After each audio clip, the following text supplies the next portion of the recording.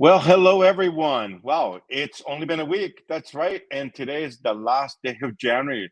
It's a perfect day, Wednesday, January 31. Thank you very much once again for coming into our Core Summit Blockchain series. And as you know, we're pretty excited to bring these educational programs available to everyone to provide you insight, in particular, into the private capital markets. We try to keep the topics to this so you can take away and very specific to what we're doing today. We got two special guests. You obviously know Dr. Kiran Garimella, but we have another special guest. I'll get him to introduce himself. Great friend of ours. Not only that, when it comes to infrastructure and it comes to who's been there, done that, and been there, done that, he's done it. So it's going to be a great conversation that we're going to have today.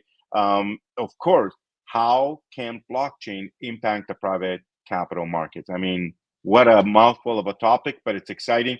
So first of all, before I get started, Core Summit webinar series would not be possible if it wasn't for our sponsors. We want to thank Nuvei, one of the world's largest payment providers worldwide, processing in over 200 countries, 192 countries around the world. My apologies.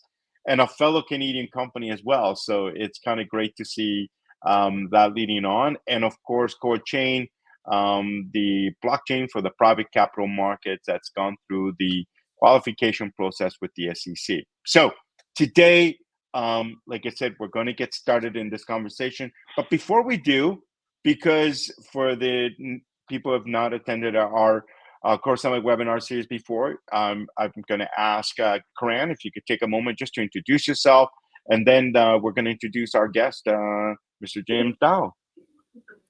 Certainly, Oscar. Thank you. I'm Kiran Garimella, and I'm the CTO and Chief Scientist for the company.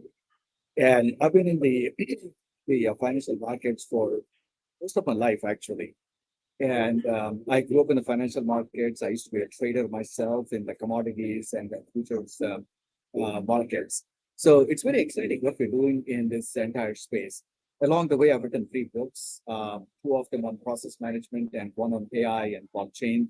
And my original PhD and thesis is on artificial intelligence with applications to economic modeling. So this is a very familiar space to me, and it's very exciting what we're doing, bringing what's available, the fluidity in public to the private capital market. So very exciting, and thanks for having. Thank you. And as always, we mentioned last time, thank you for some of the emails for the individuals that were looking for his book. Dr. Kiran Garimella wrote a book called AI and Blockchain, but we're twisting it around. We're kind of saying blockchain plus AI because he got ahead of the game when he first wrote it. So don't forget to email us and we will get you a copy. All right. And our special guest today, Jim, please, if you could tell everyone a little bit about yourself and North Capital. Great. Well, thank you, Oscar. I appreciate the invitation to join today, and happy to be here to talk about blockchain and securities markets. So I am the founder and chief executive of North Capital Investment Technology. We're a technology services firm focused on the kind of full life cycle of private securities and other exempt securities. We have a registered broker dealer that's a clearing and carrying firm. We also have an alternative trading system, the PPEX ATS, and a registered investment advisor. So essentially, we're involved with all aspects of the vertical life cycle of private securities and other exempt securities, Reg D, Reg ZF, Reg A+, Reg S securities. And I've operated in capital markets, been involved in capital markets pretty much in my entire career since 1985. I started with Bankers Trust and worked in the derivatives business as a trader and a trading manager. Spent a little bit of time in overseas in London, New York, or London, Tokyo, Hong Kong. New York sort of feels like it's overseas sometimes. Before coming back to San Francisco with Bear Stearns in the early 2000s, and then in 2008 started North Capital. And as they say, and the journey just continues, right? So as I was saying earlier, Jim and I go way back. I was just reminiscing that there was a time when we were all at the SEC celebrating the Jobs Act coming, and there was a room full of lots of hopefuls and so forth. And it's pretty exciting that after, this is the 12th year, and it's great to see that North Capital and ourselves were still here and committed, the same commitment we had back then, with a lot of this, right?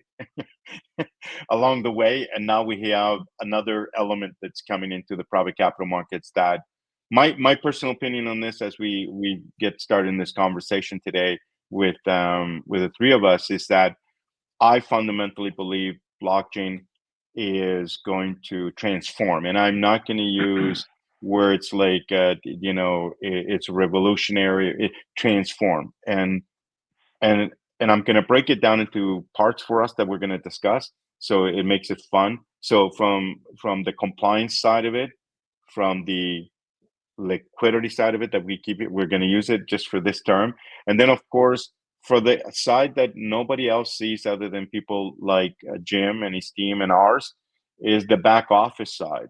I personally, I believe that that's where the biggest impact is, but that's part of this discussion today. So, but before we get started, like always, Kiran, let's provide a basic fundamentals of blockchain so we can start the conversation off. Just give us in a few seconds, just what is blockchain, and from there we're going to move on to, from just, if you could take another second, just the how can this be applied to the private capital markets, and then we'll get into the other areas. Certainly. At its most fundamental and simplistic explanation, the blockchain is nothing more than a chain of blocks. That sounds very innocuous, but really what it actually means is that just as in databases, you can put data that other people can access. Instead of in the old days, you had spreadsheets, you exchange data through spreadsheets, but now databases came. And now we can put things such as transactional intelligence, you can put performance and multiple people sharing the data and acting on it. You take that entire concept and extend that to distributed systems, which are widely dispersed and decentralized probably. Then we come to the concept of how can we secure transactions when we don't know who the counterparties are. And that whole mechanism is blockchain. How we do that. There are a whole bunch of elements about distributed databases, cryptographically sealing and signing all these transactions, making sure it's tamper-proof. All these methods are immutable. That is the goal. That is what blockchain is all about. Why is this necessary in many business circumstances? When you have a wide ecosystem of participants that are immensely coupled with business relationships, and may not necessarily trust each other all the time. You have to have a mechanism that will allow them to test by making sure that the methods are kept correctly, they're all compliant, and nobody can tamper with them, and it's all very safe. So this is what makes it so exciting, especially in workspace hospitals in the private capital markets, where there's so many players, and they're not all have the same technological prowess. How do you ensure that you can tell them that you can trust things and nothing will be erased, altered without their knowledge, right? And once you get into the depth of how the technology works, I think people will appreciate a lot more of the power of blockchain in this space in particular.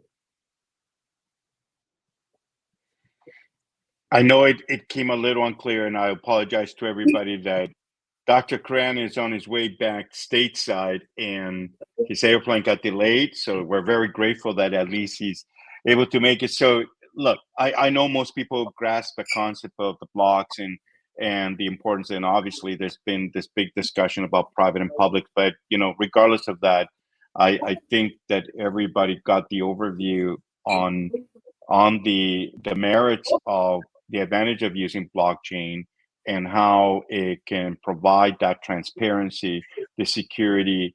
And I'm not going to use trust yet. I don't want to use it in this contest.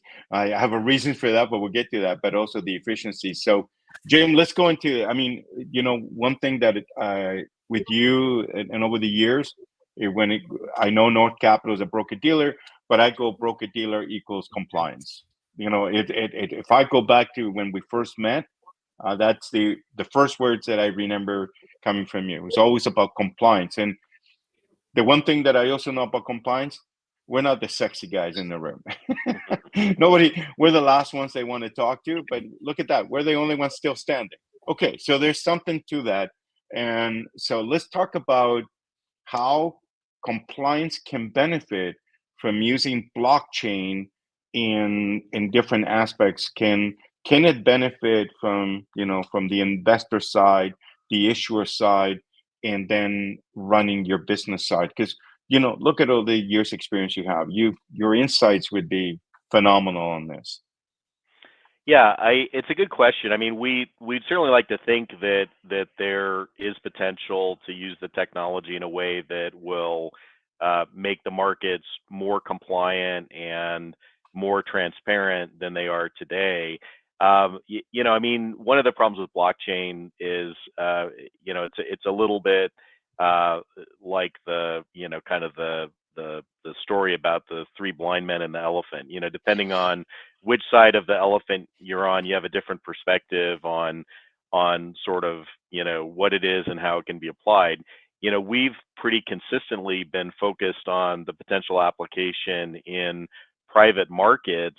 If for no other reason, then there's such a lack of infrastructure and standardization around private markets. I think if you had private securities kind of operating on rails similar to public securities, where you have a centralized clearing repository, you have kind of standardized settlement provisions, standardized documentation, drop a ticket style trading rather than kind of extensive subdocs, then maybe we wouldn't be so enthusiastic or even spending a lot of time on blockchain in the context of private securities and private markets. But we don't have any of that, so the market is incredibly fragmented. Folks are, really have their own approach to kind of handling settlements. It's very bespoke. It's really only in the past, 5 to 10 years that intermediaries and software providers have even developed technology to kind of enable subscription processing.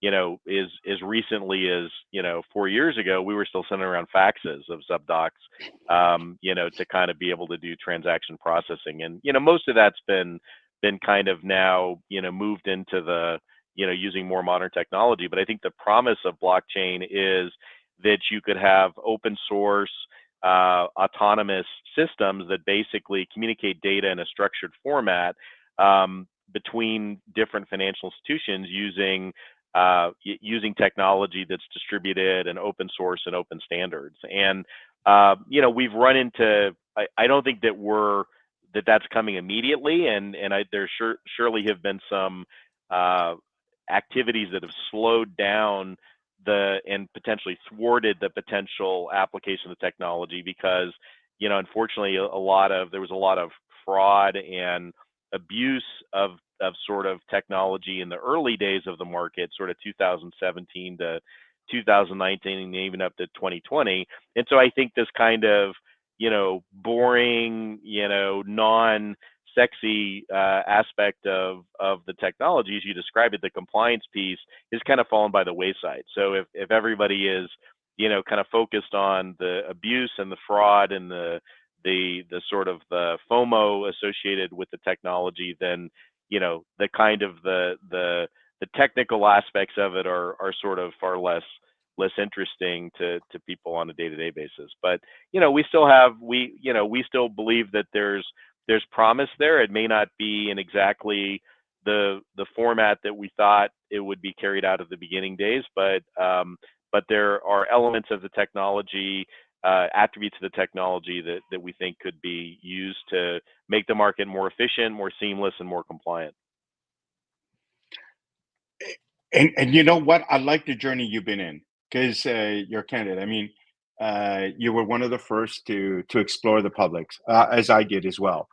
Kiran and I put our foot in it for, I think, maybe 6 months. And it was an invite to Cambridge University. It was just one of those things that, and there I am talking about the private markets and going this route. And then people go, hey, you need to start looking at this from this perspective. And we turned the equation around from, you're right, the front end of it, and start looking at forget the shiny light, look at the stuff that nobody's looking at. And we almost made the mistake. I think it's easy to get caught up. That's why you're right. A lot of fraud has occurred within blockchain being used with the masquerade of something. And but I firmly believe it's got such a great place in the private markets. And your firm working in the compliance area all these years with all the different area facets. Kiran, I'm going to go to you. I mean, you're working with a lot of inter broker dealers and ATSs as well, including North Capital and all that. And so we believe in standardization. We're all with you 100%. You let in with that, Jim. Standardization, documents, and all that. But before we recognized it, before we get to that stage, we're trying to get a standardization, putting everybody together, and learning that. And we've been learning a lot of different things about the private markets. And one of the most fascinating things that we keep learning is that it's not the technology sometimes. It's the broker dealer or some regulated participants that we need to bring in here.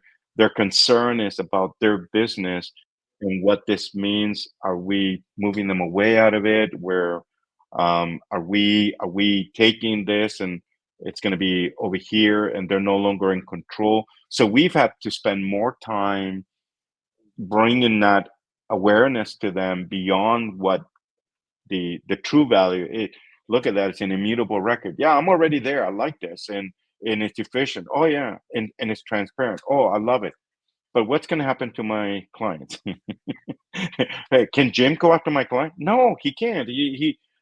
There's this. Oh, show me how he can. Show me what he can see. So there's still this word trust, and trust. That's why I didn't bring it up earlier.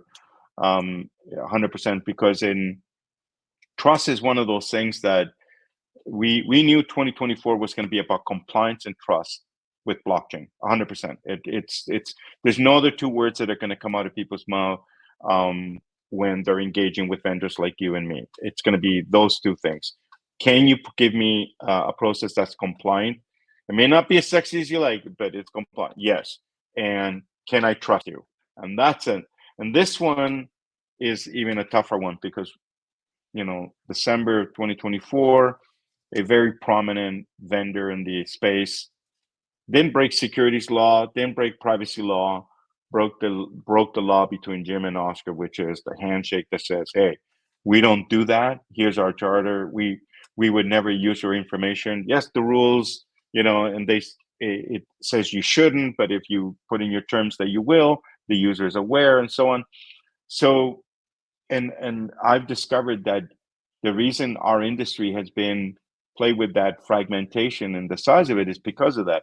So I believe that this can bring it, and more importantly is getting them to understand the value of the technology, not only from the immutability, the transparency, and the efficiency, but what I recently learned that really was magical to them was the audibility to them, but the audibility in a way that can say, where did Jim come from? Where did Jim go? How did Jim get there?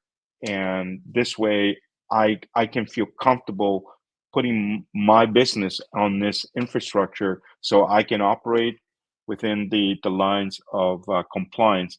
So that's what we've been seeing, Jim, within the broker-dealer community. And we're seeing it now within the issuer community, asking that last piece, which people go, well, we trust technology. Technology is flawed with one element that I remind everyone. The one flaw that technology has, it's human beings programming it. It's human beings, and Jim will tell you, if you follow him on LinkedIn, and you should, Jim is not going to mess around with words when he sees something that doesn't, and that's where human beings are flawed. You can't blame the technology. So people go, I'm not going near this blockchain technology. All it does is steal money. It doesn't. Human beings stole money from you. They did it. They just used this amazing technology to do it. But it's no different than, do you blame the car manufacturer because your car can go 300 miles an hour, or the guy who actually drives it, where Jim and I, we follow the rules and only drive 200 miles an hour. So I treat it as in those contexts. So I've been, like I said, I'm a big advocate of it. I see it as an impact on compliance in particular, from the auditability and the transparency and that immutability. But the question then becomes, how do you establish that trust with the intermediaries who have to be the ones providing that information, and then to make sure that they're comfortable with it has been the challenge, but at the same time has been the opportunity in educating them, because that's how we get this rolled out in more and more environments. So I don't know if you wanted to add to that, Jim. I don't know if you've seen that, but this has been our experience the last couple of years as we've been implementing it. Yeah, I mean, I guess the way that I would, kind of put my spin on it is that, blockchain is all about record keeping, right? And it can be completely transparent. It can be semi-transparent, depending on what information goes into that public record. But the benefit potentially to the market is that if you do have, standardized reporting of certain information related to these securities, then it creates a level of standardization that others should be able to rely upon. And so, as I think about the way that private markets operate today, where it is very bespoke, every issuer has their own documents, their own information that they collect. Intermediaries might have a different set of information that they're required to collect. And then, once a transaction is, originally done, then, that later on in sort of the life cycle of those securities, you might bring in a custodian, you might bring in an ATS for second.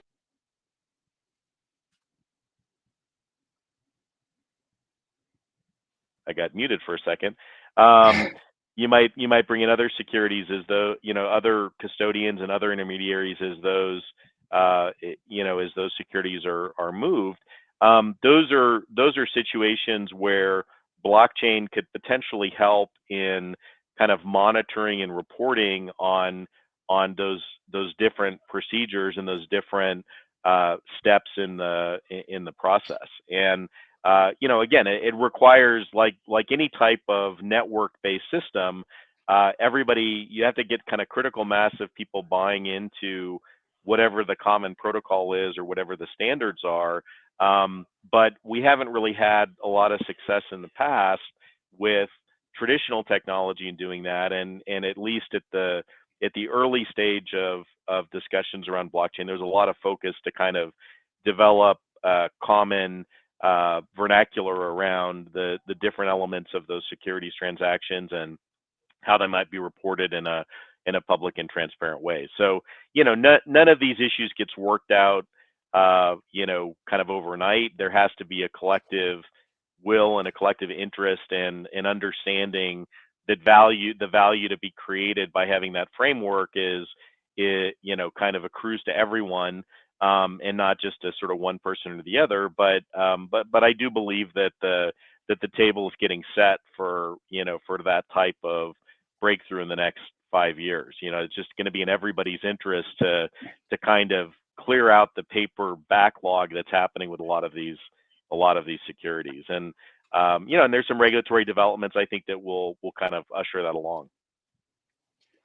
And it's interesting, as I was listening to you speak, and I go, where do we get people's most attention when we talk about blockchain?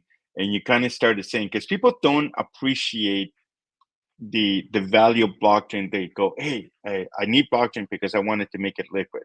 And if you've never been in the private capital market, you really don't really appreciate what that really means, right?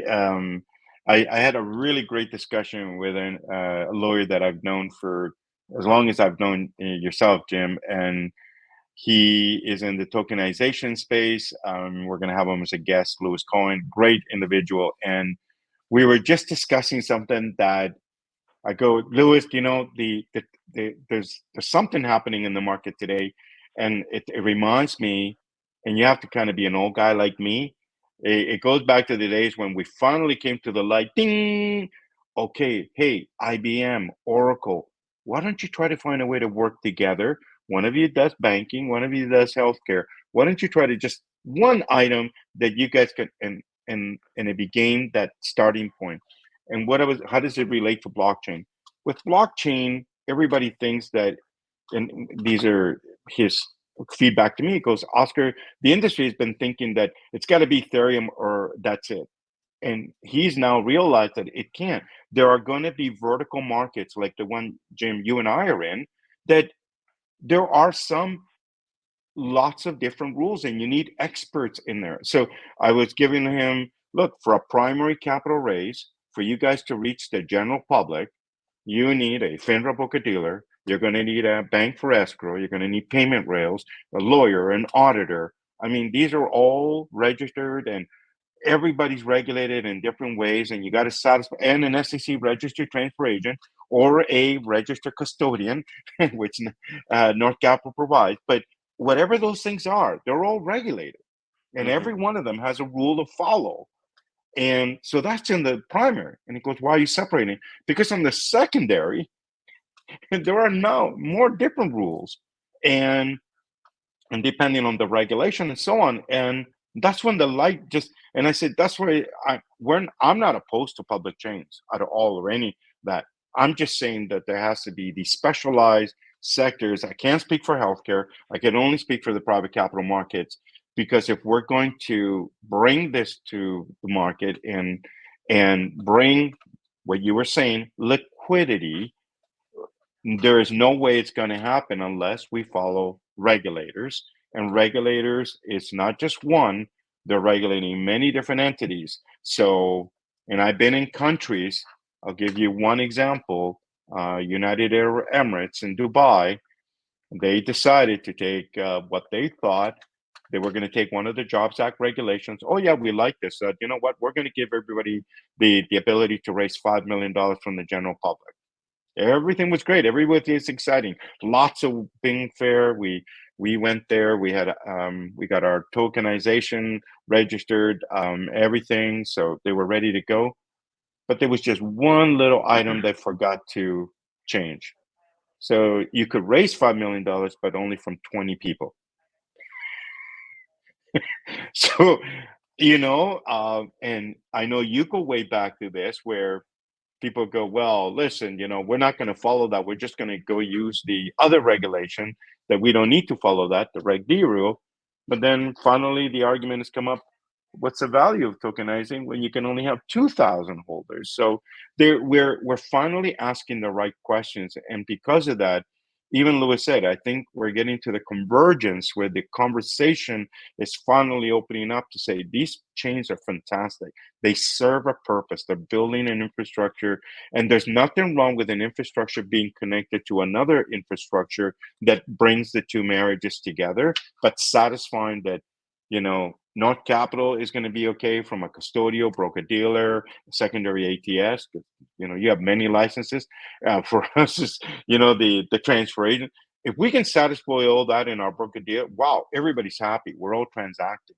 And well, then, I think to your point though, I mean it's interesting because a lot of the problems that you were kind of pointing out in your experience in Emirates, it's that I'm not as familiar with with the regulatory side outside of the U.S., but in the U.S., a lot of the issues that we run into really are not technology issues. They're kind of artifacts of the securities markets that have either not been updated to handle the way that people actually want to transact in private markets today, or maybe there's some sort of a pathway, but there's not a technology type solution. So right now there's a lot of focus on how do we get liquidity, for some of these private securities, and is there a pathway using blockchain to get more liquidity? And the I've noticed in like the last 90 days, there's a bunch of articles about sort of tokenizing funds. Like we're going to tokenize these funds, and that's going to bring liquidity, and that'll sort of solve the liquidity problem around funds. Well, that's great, except that you got to solve the problem of either going to the SEC and getting their approval to have registered funds traded on these secondary markets, which is no small task because the SEC has not been super quick to respond to tokenization, proposals. Or if it's a private fund, then you got to solve the publicly traded partnership issue, which inherently limits the amount of liquidity you can have for these funds. So I think there are a lot of folks that kind of come out of technology and come out of blockchain and have sort of the idea that these problems that blockchain can potentially solve are sort of technology problems, and blockchain is the purpose-built technology solution. And what they actually find is that the problems really are not technology problems. They're compliance problems, regulatory problems, market problems that are not, easily addressed with the technology. And that, people saw that in a big way in 2017, 2018, when some of the earliest deals were done, and they realized that the market was kind of dead on arrival in the U.S. because of the way that U.S. securities laws were set up. True enough, and that's why. And I rarely ever do this, but I'm going to add to that because that was one route, and we took ours through the front door. And there is a way to do it, and so I want everybody to know that there's like everything else, and Jim nailed it. It's the thing about the way we've been looking at this, it's a shiny light. You even said it. It's something shiny. We're looking at it from here. Nobody was actually knowing how to solve the problem. And when you're right, when people keep thinking that technology solves all the problems, you're starting the conversation the wrong way. You should say, what are the problems? How does it work? How do you do it? What do you need? And all that. And then, okay, no, this one won't do. Because it's funny. I mean, when you have a team, I have a team, you ask them, we need a new CRM. What do? They talk to the sales team, marketing team. What do we need? Okay, good. So, and then they go to the vendors and say, no. Are they asking, Sugar or HubSpot or Salesforce, hey, what tool did you build it on? No, they're going by the application itself. Ding, ding, ding. I've noticed in blockchain, this is just my observation, that everybody just got caught up on the back and never asked that other question. Mm-hmm. And if you do, the answers are there. The answers are there, meaning you talk to people like Jim, you talk to all of the participants, you will get the answers. Why? Because they're transparent. They have to be. They cannot hide their processes or any way. Or you go to the security regulator and you will get them. You don't have to look for a rule that says, hey, I can operate blockchain. Just look at the rules, what they're telling you to do, how to do it, how to maintain it. And then you go, okay, as long as I do this and all of this, yes, they will ask you questions, but if you do everything they ask in the way that, guess what? There is a solution there. And that's so I do believe, and I encourage everyone, people often ask me, hey, Oscar, can anyone else do it? The answer is yes. It takes time and money, but you can do it. And I believe, like, it took us 3 years. I believe that it can be done shorter. And by doing so, I have every comfort when I say I'm compliant, I can give it to someone, and, because I'm following the rule. It's not sexy though, and that's the only difference. I'm not sexy, and there is something about this market that I don't know if you notice we're trying to lead into liquidity, but you can never get there because the real thing about blockchain is that you got to solve this before you can get there. But everybody, it's about, hey, I want this so I can put it on an exchange or an ATS and trade. But this is the meat. This is the meat of blockchain. But one thing that I've noticed, even when you do all that, so we've done it, it's already there. If people go, oh, God, there must be a lot of people trading. And I keep telling them the answer is no. They go, what do you mean? I said, there's trading, it's limited. There's certain places for it, but it's not in the volume that you would think based on what's going on or the people that have bases. It's going to take time. Executives in private companies, and I keep reminding people the word private. Mm-hmm. Private companies are still hesitant of the early stages of blockchain kind of scared them off, and then there's things that when other companies are targeting their investors. So we're already seeing that already in two companies, and CEOs are like, wait a minute. So I used your service to raise money, and now you're my provider. Now you're targeting my investors. So it's slowing us down. But regardless of that, let's talk about liquidity, because that's the big topic that everybody talks about blockchain. That's the only shiny light that they see. So let's talk about the value of blockchain in general in liquidity from the private capital markets, and from your perspective, where the efficiencies. Let's just talk about the efficiencies that it has the ability to not circumvent, but optimize in today's market. Well, I think it comes back to this idea of having, rails to be able to scale the number of transactions and the activity in particular securities. And if you think about, I mean, I'm old enough to have been involved in private markets when, maybe you did, in a very busy month, you might have, 15 or 20 subscriptions on a private deal, and those were all handled pretty manually. Eventually we got to the point where we had fillable forms, but still a very manual process. And now we do tens of thousands of transactions in a day sometimes, through the technology that has been developed to kind of handle subscription processing or private deals. And on the secondary side, it's no different. All of the issues that affect primary subscriptions and the scalability of transactions are kind of have a slightly different iteration, but the same types of issues exist on the secondary. So if you own a primary offering and you've held it for a period of time and it's either not restricted and eligible to transact, or or it's if it's a Reg A security, then it's not maybe restricted at all. You have kind of two problems in generating liquidity. One is that you need to figure out, how do I identify the prospective buyers for the security? Because it's not like there's a marketplace that's an obvious place for you to go and say, hey, I've got these shares that I want to sell. And then the second point is, even if you find that venue, there are technology connections involved in posting the shares for sale, in transacting and reporting the shares that are sold in secondary markets, because that's a regulated activity, and then in clearing and settling the transaction once it goes through. And the problem is when you start to talk about non-public securities, so everything that sort of goes into this category of exempt securities, there's just no standardization around it. So what we've had to do, and what other folks that have ATSs and secondary operations have had to do, is essentially create that infrastructure to be able to facilitate that trading and to be able to facilitate those settlements. And it works fine. And we've got over 600 issues that are trading on our ATS that are all exempt securities. And we're doing growing amounts of volume, on our ATS.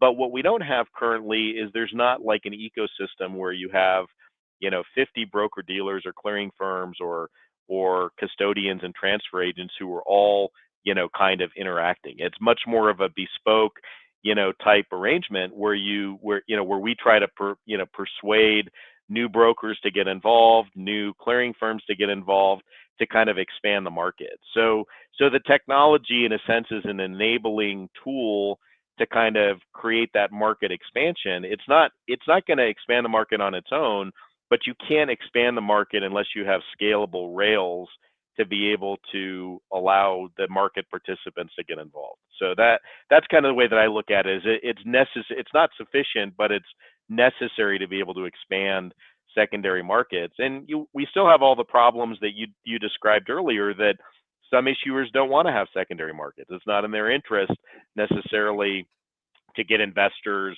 liquidity, prior to a public offering or prior to some sort of liquidity event. So, you still have all of the classic problems of, not everyone's interests are aligned in terms of more liquidity, but to the extent that you do get critical mass amongst investors in trying to expand liquidity. You still need to solve the technical problem, which is, how do we actually place those trades, clear those trades, settle those trades, report on those trades from a regulatory standpoint. No, I'm glad you pointed out that way. And it's interesting. You're trading securities and they don't have to necessarily be on blockchain, and it's already happening. Mm-hmm. And the challenge is that people do not realize, people are going, well, Oscar, in blockchain, we can go from one wallet to the other. Yeah, that's all great, but again, the regulations, where does that come in? You need this, you need this, you need this. Well, no, the technology. I know. Again, I'm not disagreeing with the technology. It's so I think secondary. It has a few challenges. I know where it works, and I'd be curious to hear your thoughts, whether you agree. I think it's working in marketplaces. You've done extremely well. North Capital has been leading there, being the secondary ATS for a lot of these secondaries under the Reg A model, which the security is perfect, right? In one side, the security allows the ability to be sold to anybody over the age of 18 with KYC, some suitability, and then it becomes a tradable security provided, because again, there's another form of KYC, enhanced KYC, and then you need to meet Blue Sky registration, National Securities Manual registration, and then of course you need to be listed on North Capital ATS, and then you need an SEC transfer agent and a broker dealer. So when you add all those things, it sounds complex. When you hear all the different pieces and you go, no, the technology does it. It sounds a bit. I think we're putting the pieces together. I think people are coming together, but the challenge sometimes is that people only want to hear that you can do it, and it's rather interesting. This is what I'm seeing. I have companies that have raised 50 million, 100 million using Reg A, and they're happy. They got 13,000 investors, 20,000 in some cases. Oscar, I'm not interested in secondary. I don't. I'm happy. I Right. want to do another. I want to do another race. You know that you and I are dealing with some mutual clients like this, and it's nice. It's nice. And then they would go, there's not a lot of people asking for it right now. And then I go, you know what? We need to have the venue. We always said that it was made available if people needed to use it, but it didn't say that people want to use it. And that's the other thing. When people invested in your company and ours, it wasn't to get in quick buck over 30 days. That they came in because we sold them on the value that we're going to build a company from X, and there it's going to take. And if everybody thinks that everybody's a home run in 30 days, well, you got to read the real book. It usually takes a decade or more sometimes, but you you build a sustainable business that someone can acquire, or you go public, and that's when the real value of an investment comes in. The other ones I believe, were meant to give the people the flexibility when they needed to get out, when people were, oh my God, I'm locked in. My goodness, my for whatever reason, I came in bad times. I have to, and then the pressure's on the company. That's my view. I'd be interested to hear your view on liquidity in the private markets, because blockchain is not the barrier. I don't think that's what Right. it is. No, I would agree with that. I mean, I think different companies have different sort of indifference curves around liquidity, right? So there's, where's the secondary market trading happening today? It's really kind of in three sort of clusters.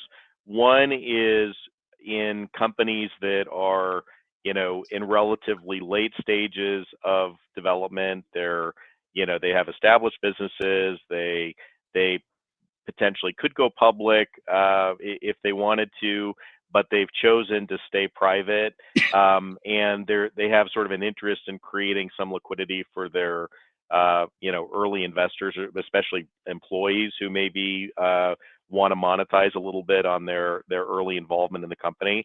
And so those are kind of, that's sort of referred to as the pre-IPO market. They're companies that generally people believe will IPO at some point, but haven't yet.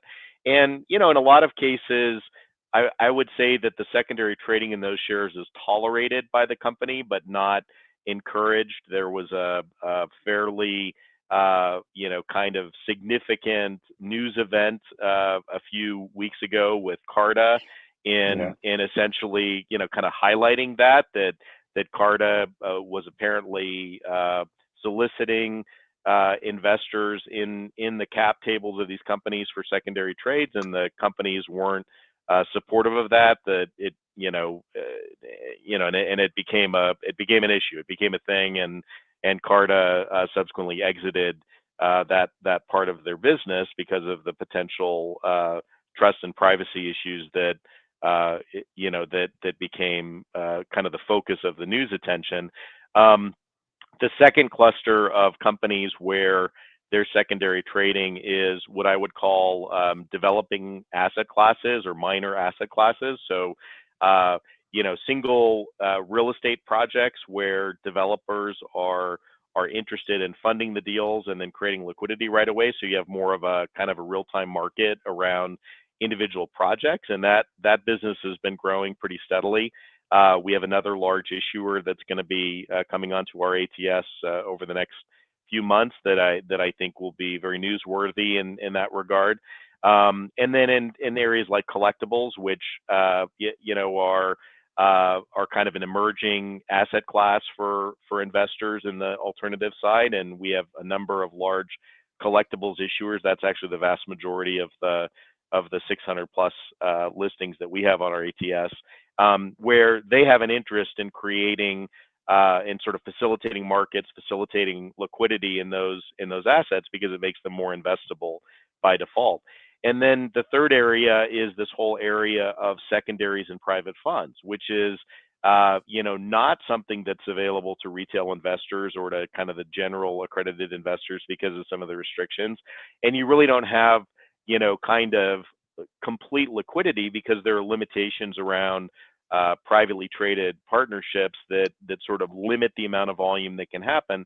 But if you have an early investor in a private fund that is looking to generate kind of secondary liquidity around an LP interest, or in some cases a GP is trying to generate some liquidity, then those types of securities are also transacted oftentimes either in the OTC market or on an ATS.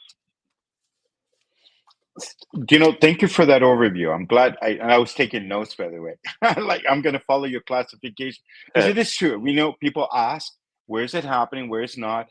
And the important thing for everybody listening here, you didn't hear him saying blockchain. It's not to say that it wouldn't be used for efficiencies, but again, everybody needs to be on a commonality to make the ATS trading efficient, because otherwise it becomes inefficient. And then more importantly, it needs to be compliant.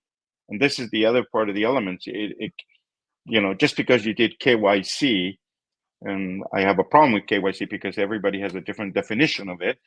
But so I'll be very clear: if you do ID, AML, suitability, and verification, and whatever additional requirements to do that, transaction, hey, then I think we're getting, and you have all the other regulatory participants involved. The important thing is, I believe we're there. Is the volume there? The answer is no. But the consensus here that I want everybody to make sure they understand is that it took a while for everybody to get to this stage. And Lewis said it best, and he's going to be a guest next week, and we're going to talk about tokenization of real world assets, which is I know it's a good topic for you as well. And the importance is that we're all coming to understand. I will, people go, hey, Oscar, why don't you make your chain public? It's not. I'm in the private market. I have a private infrastructure for a reason. I have to, privacy, and I don't make the rule if they want to make. If Jim Dowd, who is a shareholder of this company, wants to hang a banner out there in social media and say he's a shareholder, he can do it. That's his prerogative.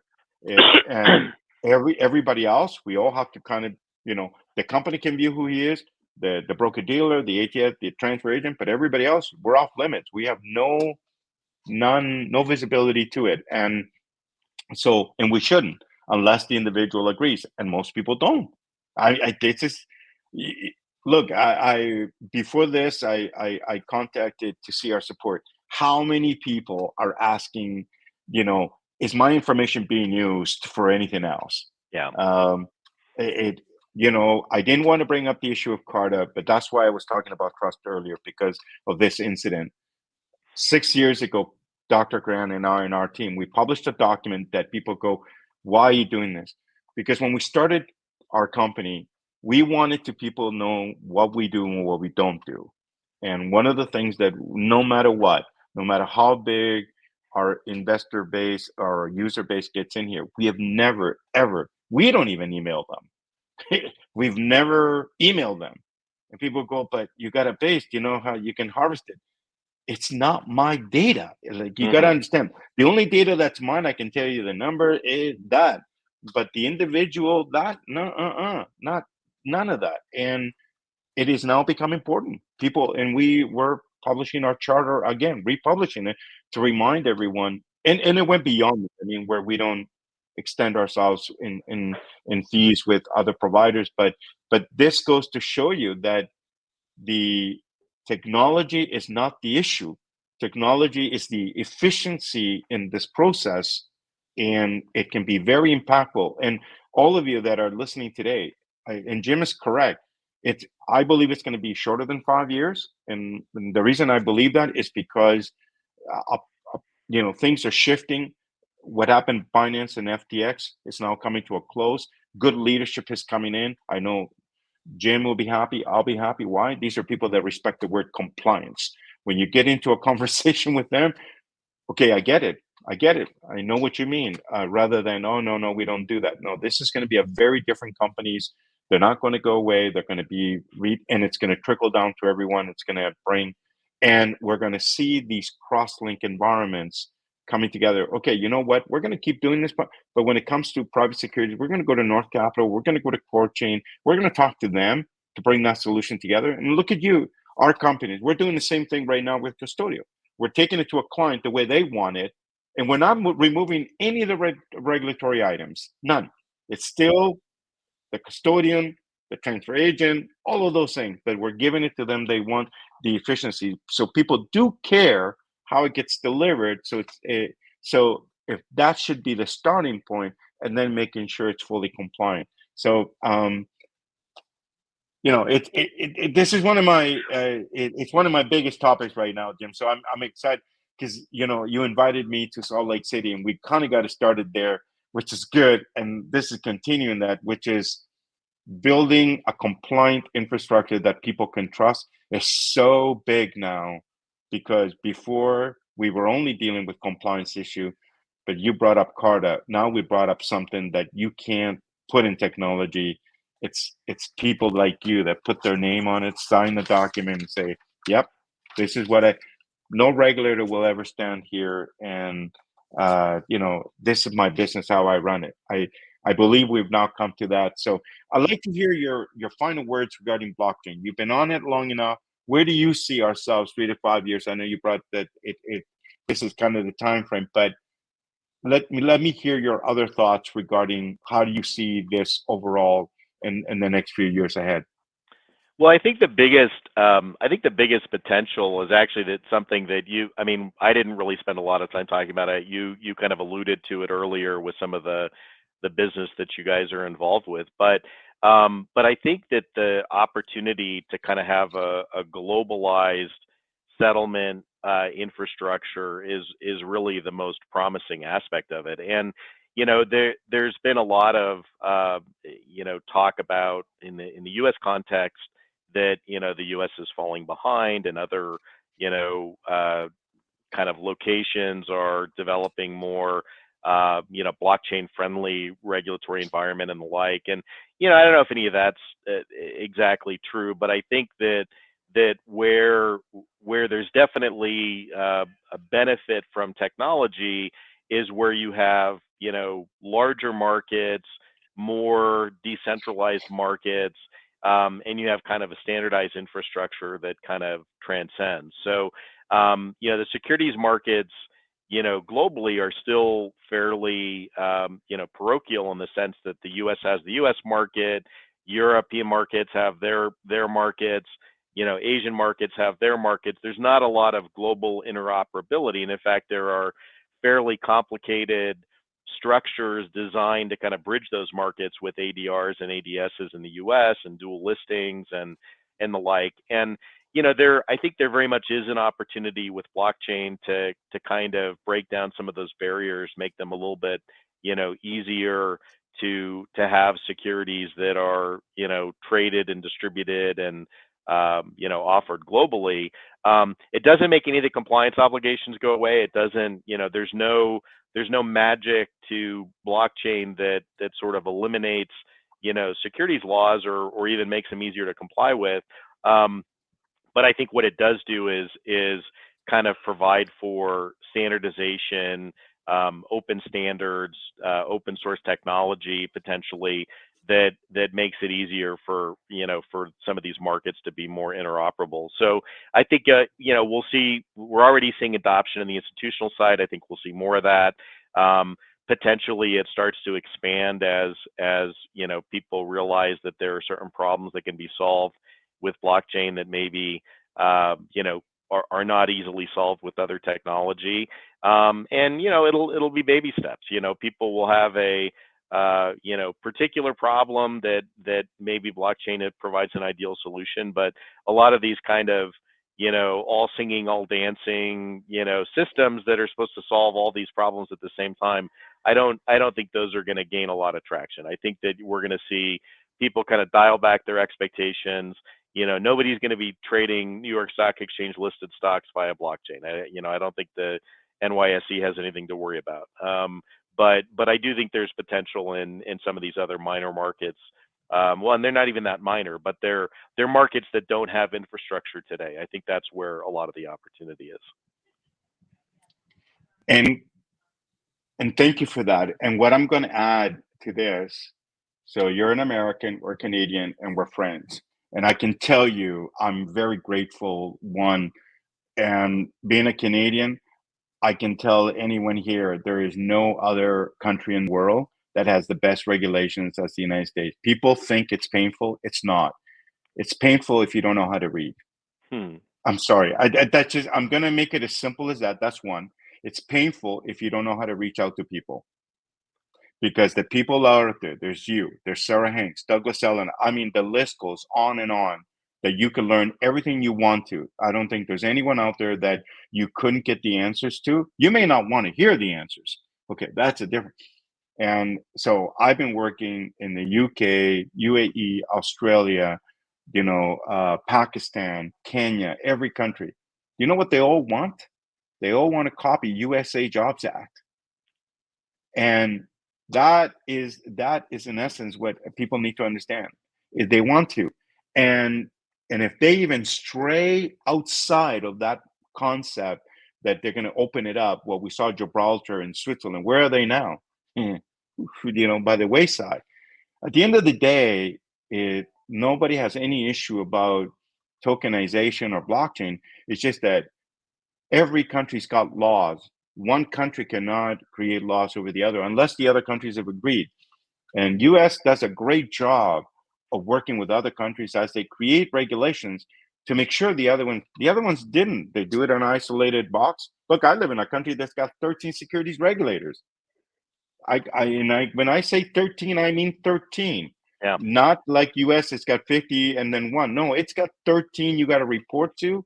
Each one has their own, and some, oh yes, you got to report in English and French, and not just French international, French Canadian. So if you want to talk about difficulty and gray area, you come to Canada, have fun, enjoy yourself. Here, the playbook is written, you follow it, and you can flourish. $4.5 trillion in the private capital market. I'm sorry, you'll find a bigger market than that. So I used to hear that a lot, and I'm sure you did as well. Look at this country, they're friendly. I'm going to go over there. Okay, go there. Who am I stopping you? So why are you coming here? Well, I need capital. Got it. Okay.